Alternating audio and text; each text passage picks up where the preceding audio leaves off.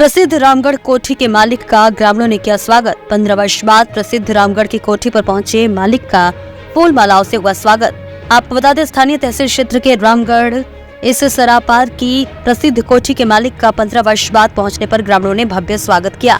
जानकारी के अनुसार सोमवार को रामगढ़ इस सरापार की प्रसिद्ध लगभग 100 साल पुरानी कोठी पर उनके वंशज अतुल कुमार सिंह पुत्र हरि नारायण सिंह अयोध्या के दर्शन नगर से लगभग 15 वर्ष बाद अपनी कोठी पर हो रहे हॉरर फिल्म नायिका प्रधान मधुमिता की शूटिंग के दौरान पहुंचे, जहां गांव के प्रधान अभिषेक सिंह नीरज राय सहित दर्जनों की संख्या में युवकों ने फूलमाला पहनाकर भव्य रूप से स्वागत किया।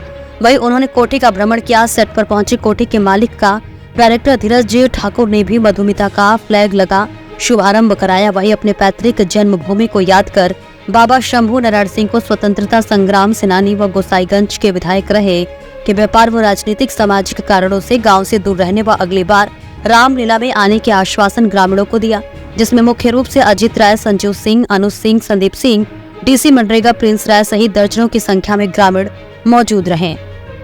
देखिए, कोठी हमारे दादाजी वासुदेव नारायण सिंह जी जो यहाँ से रामगढ़ से निकल करके व्यापार के सिलसिले में सबसे पहले अयोध्या गए और वहीं से उन्होंने अपने व्यापार का और काम का विस्तार किया। वो राजनीतिक रूप से भी काफी सक्रिय रहे, सामाजिक सरोकारों से भी जुड़े रहे। बनारस जाकर के उन्होंने बाद में अपना केंद्र बनाया, जहां व्यापार और मकान, उनके 4 लड़के थे, जिसमें सबसे बड़े मेरे बाबा स्वर्गीय शंभू नारायण सिंह जी थे, जो फ्रीडम फाइटर भी थे और वहां से बाद में एमएलए भी हुए।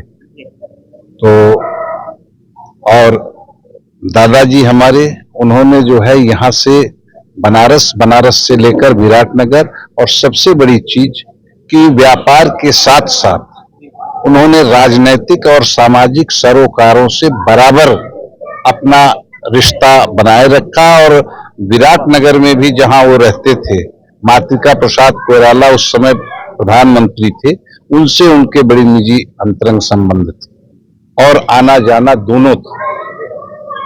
सिर्फ ये नहीं था कि जो है वो जाते थे, आना और जाना था। बनारस में भी जो हमारी कोठी है चेतगंज थाने के सामने लवरावीर पर, वो सोशलिस्टों का एक गढ़ रही। वो यहाँ आजमगढ़ और फैजाबाद दोनों कम्युनिस्ट पार्टियों के जो है फाउंडर रहे। अंग्रेजी हुकूमत के साथ लड़ते हुए शंभू नारायण सिंह जी ने, जब पुलिस की दबिश और दखल ज्यादा हो जाती थी तो आजमगढ़ आ जाते थे, आजमगढ़ में जब ज्यादा दखल बढ़ती थी तो अयोध्या फैजाबाद चले जाया करते थे। और उनका जो है शूट एट साइट था, जेल भी गए। और सबसे बड़ी चीज कि कभी भी उन्होंने अपने जीवन में अपने मूल्यों से, अपनी नैतिकता से कभी मुंह नहीं मोड़ा, मूल्यों से कोई समझौता नहीं किया।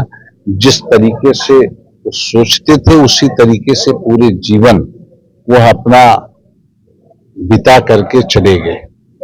तो हम सब के लिए गर्व इस बात का है कि आज भी जो छोड़कर वो गए थे, जिन जिन जगहों पर उनका सरोकार रहा है, आते जाते रहे वो, वहां पर पुराने लोग भी और नए लोगों में भी उनकी किस्से कहानियां।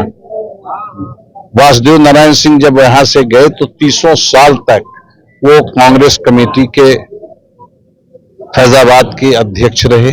कांग्रेस के दफ्तर में उनका आज भी वो जो शिलापट है उस पर नाम लिखा हुआ है। तो हमें ये लगता है कि व्यवसाय जो उन्होंने चुना था ईंट भट्ठे का, एक बहुत पुराना स्कूल उन्होंने वहां इस्टेब्लिश किया था गोसाईगंज में, उस क्षेत्र में। तब उस समय 58 में